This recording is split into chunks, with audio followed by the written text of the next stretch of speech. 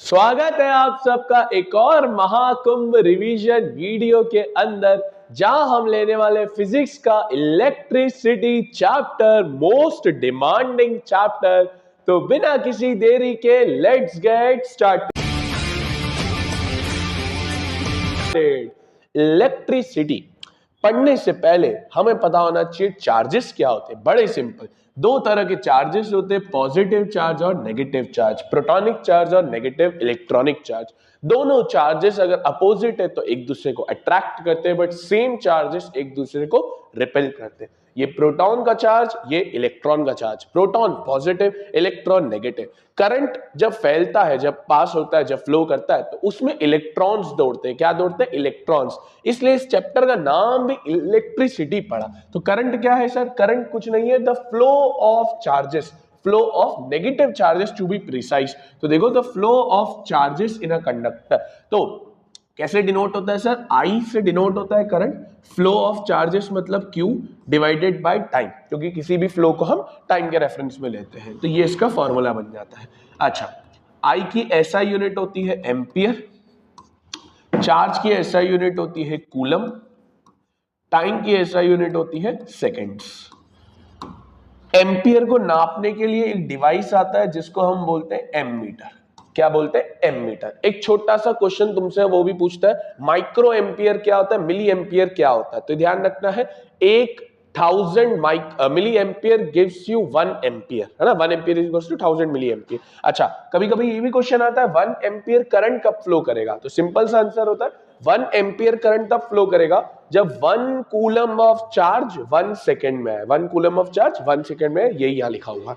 अब electric current के बाद आपको पता होना चाहिए डायरेक्शन ऑफ करंट। याद रखेंगे, करंट और इलेक्ट्रॉन की डायरेक्शन उल्टी होती है। करंट अगर अप जा रहा है तो इलेक्ट्रॉन डाउन जा रहा है, करंट अगर लेफ्ट जा रहा है तो इलेक्ट्रॉन राइट जा रहा है। भूलना नहीं है, ये है डायरेक्शन ऑफ करंट। इसी को कन्वेंशनल थ्योरी बोलते हैं। आता है अगला topic, electric potential and potential difference. ये क्या होता है सर? अब हमने ये तो देख लिया कि चार्ज चाहिए तो करंट आ जाएगा, the flow of charges is current basically. तो उस चार्जेस को लेके आने के लिए जो काम करना पड़ेगा, जो वर्क डन करना पड़ेगा, वो वर्क डन आपका इलेक्ट्रिक पोटेंशियल है। चेक करिए, defined as work done in moving a unit positive charge from infinity to that point. Infinity से उस पर्टिकुलर पॉइंट तक लेके आने के लिए जो काम करना पड़ेगा, चार्ज को लेके आने के लिए, उसी चार्ज को लेके आने के लिए काम को ही हम क्या बोलेंगे? Electric potential. फॉर्मूला क्या बनता है sir? Electric potential is equals to work done for doing charge, for letting coming the charge। तो electric potential is equals to work upon charge. इसी तरीके से पोटेंशियल डिफरेंस भी इसी चट्टे बट्टे का है। पोटेंशियल डिफरेंस दो इलेक्ट्रिक पोटेंशियल्स के बीच का डिफरेंस। मान लो एक इलेक्ट्रिक पोटेंशियल 10 वोल्ट है, दूसरा पोटेंशियल डिफरेंस 50 वोल्ट है, तो जो डिफरेंस है 40 का, वही आपका पोटेंशियल डिफरेंस है। ध्यान रखेंगे, वोल्टेज का फॉर्मूला बन गया W/Q। इसकी SI यूनिट होती है वोल्ट्स, वर्क की होती है जूल्स, क्यू की आप जाते हैं कूलम होती है। वोल्ट्स को नापने के लिए एक डिवाइस आता है वोल्ट मीटर। एक चीज और ध्यान रखेंगे, एक वोल्ट वोल्टेज कब जाएगा? जब 1 जूल ऑफ काम किया जाए एक जूल ऑफ काम किया जाए 1 कूलम चार्ज को लेके आने के लिए। भूलना नहीं है। जब हम ये दोनों पढ़ लेते हैं तो अब आता है हमारा एक सर्किट। इलेक्ट्रिक सर्किट के अंदर बहुत सिंपल सा फंडा है यार, बल्ब रहता है, स्विचेस रहते हैं, रेजिस्टेंस रहते हैं, ये आप देख सकते हो। ऑल्दो इतने लेवल पे पूछा नहीं है इन्होंने।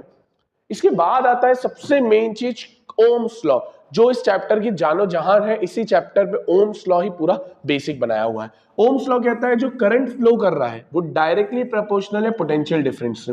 मतलब I is directly proportional to V। जितना ज्यादा वोल्टेज बढ़ेगा उतना ज्यादा करंट बढ़ेगा, जितना कम वोल्टेज होगा उतना कम करंट होगा। बट प्रॉब्लम क्या है, हमारे घरों में हर डिवाइस को करंट अलग अलग चाहिए। तो अलग अलग करंट के लिए हम वोल्टेज तो अलग अलग नहीं कर सकते, वोल्टेज तो फिक्स है 220। तो हम क्या करते हैं, इसके अंदर एक डिवाइस लगाते हैं जो प्रोपोर्शनलिटी का साइन हटा के फॉर्मूला बनता है R is equals to V/I। So what is R? R is resistance. R is resistance। Resistance mean ऐसा एक प्रॉपर्टी जो करंट को रोकने का काम करता है, हिंडर करने का काम करता है, वो ही आपका रेजिस्टेंस कहलाता है। ध्यान रखेंगे, R is inversely proportional to I। मतलब जितना ज्यादा I चाहिए उतना कम रेजिस्टेंस लगाओगे, और जितना कम आई चाहिए उतना ज्यादा रेजिस्टेंस लगाओगे, भूलना नहीं है। यही नीचे लिखा हुआ है कि किस तरीके से आर और आई का रिलेशन होता है। सिमिलरली रेजिस्टेंस की एसआई यूनिट होती है ओम, क्योंकि ओम नामक साइंटिस्ट ने इसको डिस्कवर किया, इस वजह से। अच्छा, अब यही सेम चीज यहां लिखी हुई है, रेजिस्टेंस क्या करता है, और आपको ये पता होना चाहिए कि 1 ओम रेजिस्टेंस कब रहेगा, सिंपल सा, जब 1 volt of potential difference 1 ampere of current को ले रहा होगा, तब आपका आएगा। अब सवाल उठता है कि वीआई ग्राफ क्या है सर? वीआई ग्राफ रेजिस्टेंस के बारे में ही बताता है कि जैसे जैसे आप वी बढ़ाते जाते हो वैसे वैसे आई बढ़ता जाता है। इसकी लाइन ऐसी रहती है जो आपको रेजिस्टेंस देती है, जैसे जैसे वी बढ़ता है वैसे वैसे आई बढ़ता है। अब आता है कि हम रेजिस्टेंस बढ़ाएंगे कैसे, घटाएंगे कैसे? ये तो समझ में आ गया कि करंट और आर में इनवर्स रिलेशन है, बट आर बढ़ाना घटाना भी तो है। तो मेन क्वेश्चन आता है यहां से कि भैया what are the factors affecting resistance? Resistance बढ़ाओगे घटाओगे कैसे? पहला है लेंथ, लेंथ के ऊपर डायरेक्ट रिलेशन है। लेंथ बढ़ाओगे रेजिस्टेंस बढ़ेगा, लेंथ कम करोगे रेजिस्टेंस कम होगा। लेंथ डबल कर दी रेजिस्टेंस डबल हो गया, लेंथ आधा कर दिया रेजिस्टेंस आधा हो गया।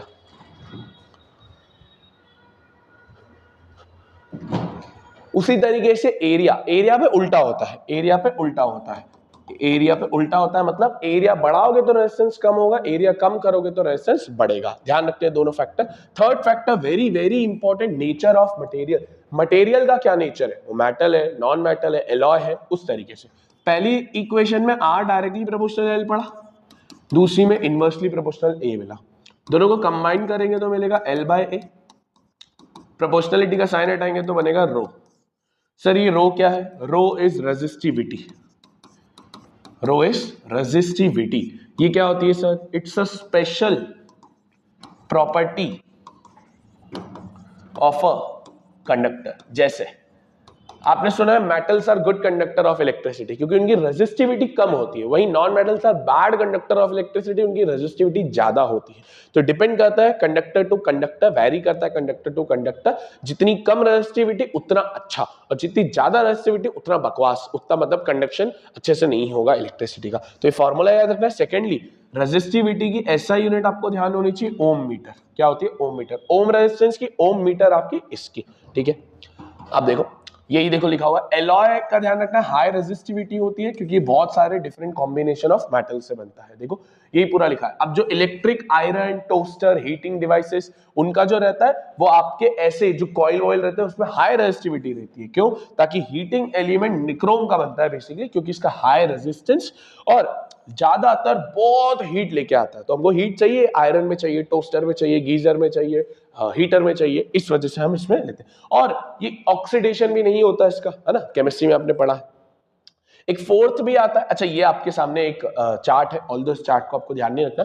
कंडक्टर्स की बहुत कम रेजिस्टिविटी है, बट जैसे जैसे आगे आते जाओगे उसी तरीके से आपको पता चलेगा इंसुलेटर्स की है ना बहुत ज्यादा रेजिस्टिविटी होती है, इस वजह से वो बैड कंडक्टर रहता है। एक फोर्थ भी रहता है टेम्परेचर, बहुत कम पूछता है। R is directly proportional to temperature, जितना ज्यादा आप टेम्परेचर बढ़ाओगे उतना ज्यादा रेजिस्टेंस बढ़ेगा। तो this is your Ohm's law. अब आता है कॉम्बिनेशन ऑफ रेजिस्टर्स। दो कॉम्बिनेशन है अपने कोर्स में, एक सीरीज कॉम्बिनेशन, एक पैरेलल कॉम्बिनेशन। बड़ा इजी। सीरीज में आप कुछ इस तरीके से लगाते हो, ध्यान रखना है सीरीज कॉम्बिनेशन के अंदर करंट जाता है सेम और V जाता है डिफरेंट। आओ हम इसका एक डेरिवेशन करते हैं जल्दी से। R1, R2, R3 तीन रेजिस्टेंस लगा, इनको V1, V2, V3 वोल्टेज मिल रहा है, I सबको सेम मिल रहा है। तो पहला आप काम क्या करोगे? V हमको पता है V1 plus V2 plus V3 होगा। जी सर बिल्कुल। V की जगह लिख सकते हैं IR, ओम्स लॉ। V1 की जगह लिखेंगे IR1, V2 की जगह लिखेंगे IR2, IR3, I कॉमन निकालेंगे तो बनेगा I ब्रैकेट में R1 plus R2 plus R3, I से I कट गया, फॉर्मूला आया R equals to R1 plus R2 plus R3। Series के अंदर ध्यान रखेंगे, सीरीज के अंदर यहां लिख रहा हूं, बहुत इंपॉर्टेंट चीज है भूलना नहीं, मैक्सिमम रेजिस्टेंस आता है। क्या आता है? मैक्सिमम रेजिस्टेंस आता है, भूलना नहीं है, बोर्ड्स ने बहुत बार इसके ऊपर उलझाया है। क्या आता है? मैक्सिमम रेजिस्टेंस आता है। इसी तरीके से इसी का दूसरा बंधु है भाई बंधु, पैरेलल, ऐसे लगा दिया। पैरेलल में करंट डिफरेंट रहता है, वोल्टेज सेम रहता है।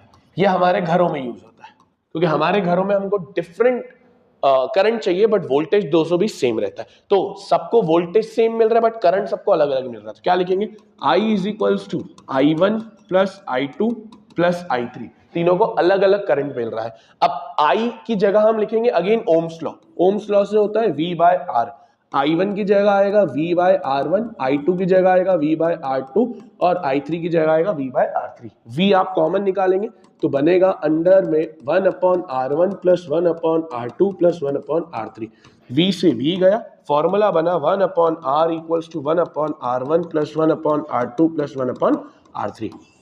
जहां सीरीज में इंडिविजुअली ऐड हो रहा था, पैरेलल में रेसिप्रोकली ऐड होता है। जैसे सीरीज में मैक्सिमम रेजिस्टेंस आ रहा था, पैरेलल के अंदर मिनिमम रेजिस्टेंस आता है।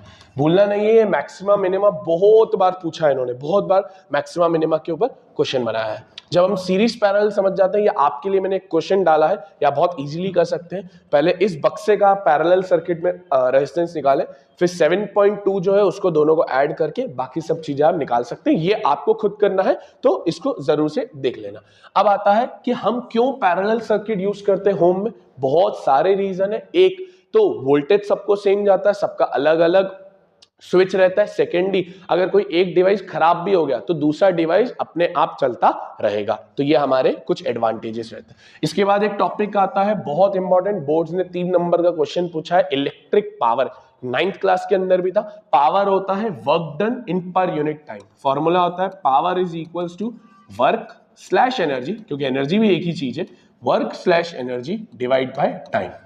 पावर की ऐसा यूनिट होती है वॉट, और इसकी एक बड़ी यूनिट होती है किलोवाट। 1 किलोवाट होता है 1000 वॉट। ये आपको पता होना चाहिए। बट इलेक्ट्रिसिटी के रेफरेंस में पावर का एक और फॉर्मूला होता है V इंटू आई, वोल्टेज इंटू करंट। अगर आपको ओम्स लॉ आता है तो आप हर फॉर्मूला को इत्मीनान से कर पाओगे। ठीक है। अब एक चीज आती है कमर्शियल यूनिट ऑफ एनर्जी, बिजली का बिल निकालना। बिजली का बिल निकालने के लिए बहुत सिंपल सी यूनिट होती है, ध्यान से समझो। पावर का फॉर्मूला पड़ा एनर्जी अपॉन टाइम। पावर को लोगे किलोवाट में, एनर्जी को एनर्जी, टाइम को लोगे आर में। तो एनर्जी की यूनिट क्या है यहाँ से kWh, जो हमारे घरों की कमर्शियल यूनिट है। इसी से हमारे बिजली का बिल बनता है। कभी कभार पूछ लेता है 1 किलोवाट आर कितना जूल्स होता है, तो वो होता है 3.6 into 10 to the power 6 joules. ये यहाँ लिखा हुआ है, तो ध्यान रखना है 1 किलोवाट आर इतना होता है।